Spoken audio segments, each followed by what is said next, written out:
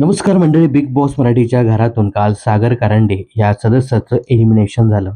अगदी फिनालेच्या जवळ येत सागर कारंडे 12व्या आठवड्यातून घराबाहेर गेला.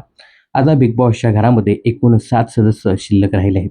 आता या 7 सदस्यांपैकी कोणाला ट्रॉफी मिळेल याकडे बिग बॉसच्या चाहत्यांच्या नजरा लागल्या आहेत. अशातच आता सागर कारंडे घराबाहेर पडल्यानंतर त्यांनी सोशल मीडियावर एक पोस्ट शेअर करत त्याला केलेल्या सपोर्टबद्दल त्यांनी सर्व प्रेक्षकांचे, बिग बॉस प्रेमींचे आभार मानले आहेत.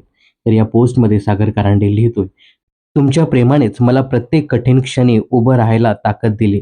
तुमचा प्रत्येक शब्द, प्रत्येक सपोर्ट माझ्यासाठी प्रेरणा बनला.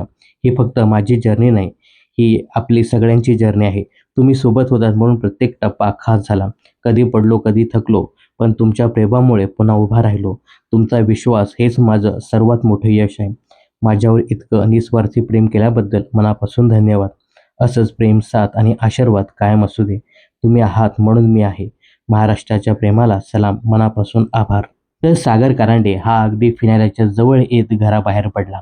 त्याचं इव्हिक्शन झाल्यानंतर सोशल मीडियावर संमिश्र प्रतिक्रिया पाहायला मिळाल्या. कोणी म्हणतं सागरचं इव्हिक्शन हे फेअरच होतं. त्याचा बिग बॉसच्या घरामध्ये जास्त गेम नव्हता.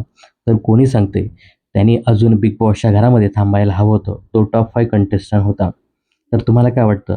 सागरचं इव्हिक्शन फेअर होतं की अनफेअर होतं हे कमेंट्स करून नक्की सांगा.